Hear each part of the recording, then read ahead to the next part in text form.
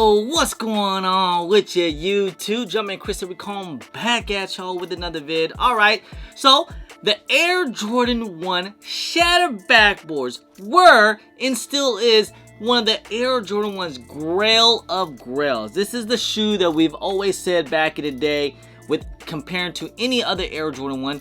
Is the shattered backboard quality? Is the leather just as good? Like, this was the standard right here that we did a comparison, because the leather on the 2015 pair, remember these were also somewhat pretty limited too as well, but these were going for like thousands of dollars because, well, with the way how the Air Jordan 1 hype was, just kind of skyrocketed, and with the whole Last Dance and everything.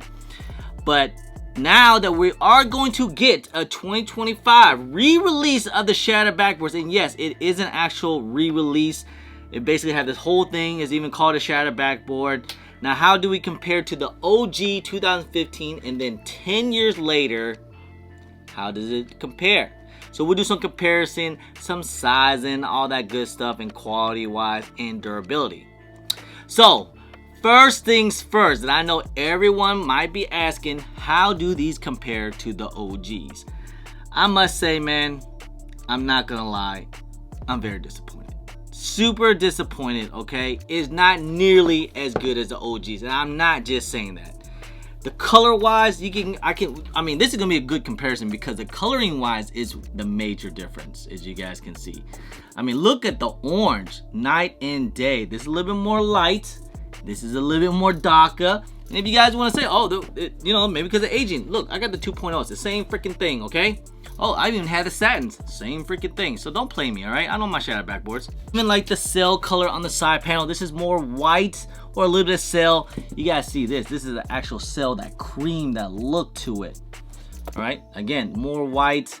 Again, a little bit of sail. Even the midsole, little differences. Toe box shape wise. Let's look at that, all right? Look how big and bulky the toe box is compared to the 2025. You guys see it, right?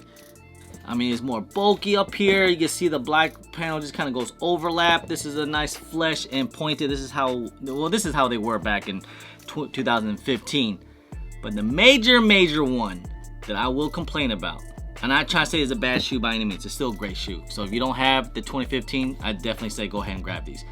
But I'm just saying that the leather quality, oh my goodness, night and day. Look at this. Look at the quality on this leather on the Shattered Backboards. Look how soft that leather is. My goodness, look how it wrinkles. It's nice and soft and buttery. Basically throughout the whole shoe, entire shoe. Very nice, very soft. I mean, again, this is what we compare to a lot of Air Jordan 1s. 2015 pair, okay? I have worn these for about 2 weeks. Stay tuned. I'll have a full detail of 2-week wear on these. Look at it. I already worn these for 2 weeks.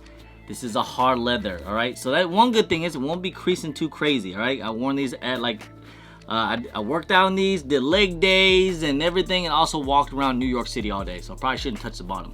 But again, the leather, not nearly as soft. It is tumbled though. It's very nice and tumbled. So I do like that. It is very nice, very tumbled. Even right here on the heels is also nice and tumbled. But the leather is not nearly as soft. It is still, you know, it's pretty decent. Now, I will compare, it's basically the same quality as we've been getting on the past other Air Jordan 1s.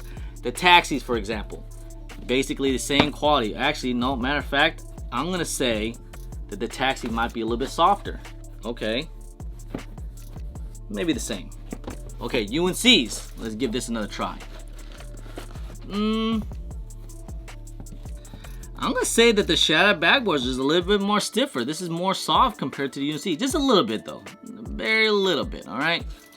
So, it's whatever this colorway, whatever leather they have, they basically just changed the colorway and just made it to the Shattered Backboard. That's basically what they did. Alright, it's the exact same thing. They just cut and slash it, put another colorway on it. So if you have the UNC toes, it's basically the same material, okay? Take a look at the wing logo right there.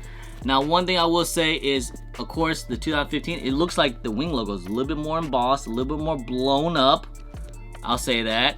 But look at this. I do like the detail on the newer Air Jordan 1s. I like the embossedness of the Air Jordan wing logo. So I will say big ups on the 2025 about that. Again, the coloring just different. Take a look at the bottoms too as well. This one just, maybe because it's just used, because I've worn it so much. But okay. compare. These are basically almost the same thing. Basically the same, okay? But one thing I will say, I have worn both many times. Feels basically the same. I will say these feel a little bit more flatter because maybe these have been worn a lot more, okay? It's been 10 years. I've worn these all the time. So these feel a little bit more flat.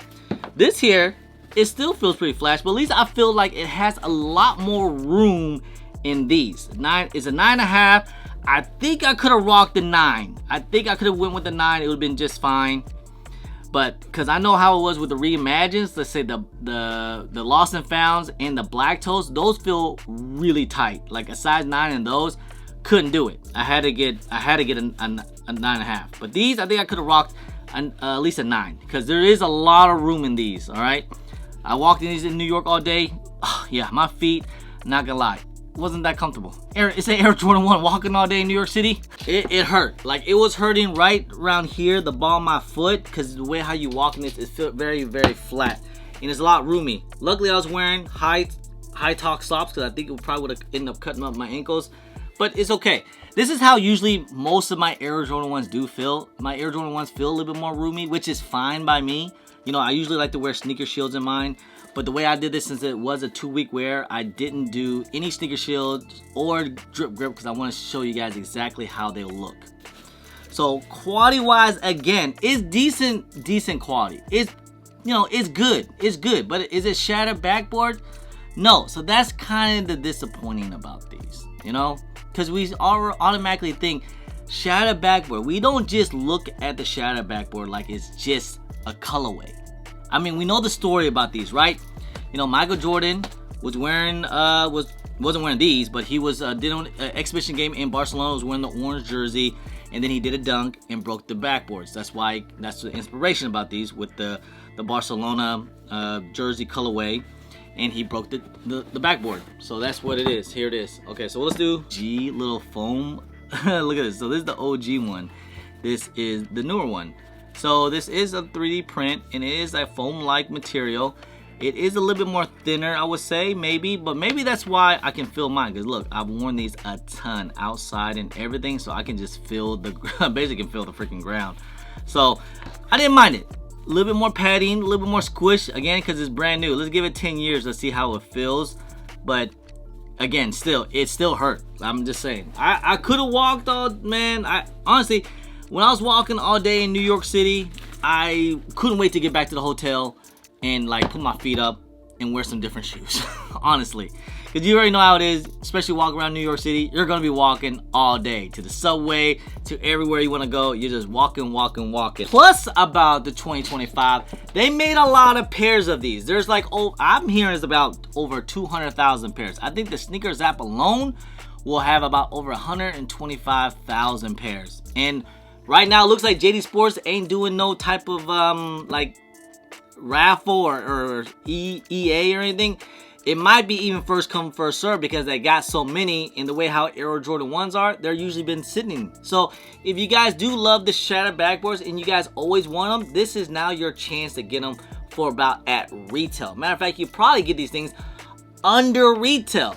I give it about 2 weeks. These things are gonna go under retail. These things might be even going for like 160 to 120 down the road. I mean, we've seen every Jordan 1 release. Reimagine UNC ones are down to like 120 to almost $100 nowadays. Could these go up to only $100? It's kind of crazy, man. It's just crazy to think that an OG pair, which was a grail of grails of Jordan 1s, these things were at one point almost brand new. You probably could have sold these things back in 2020 for like $2,500 or $2,000, something like that crazy, right? Something stupid. You know, I didn't want to pay that, but I'm just saying, like, something crazy like that, just because it's a shattered backboard.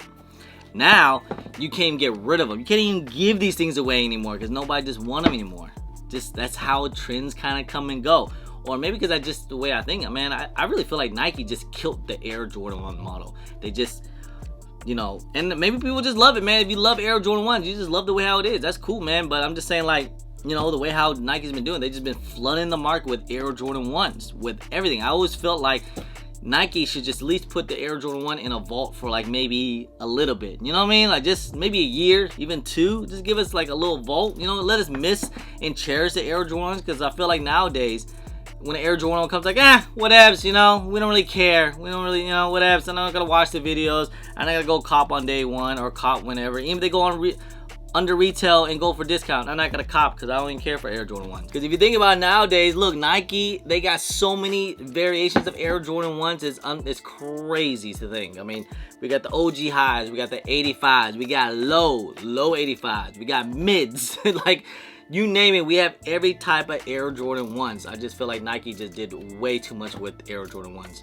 And it just kind of killed it, man. People just kind of like, forget about it. We don't want it. Now we're going to move on to other things, which is, again, fine.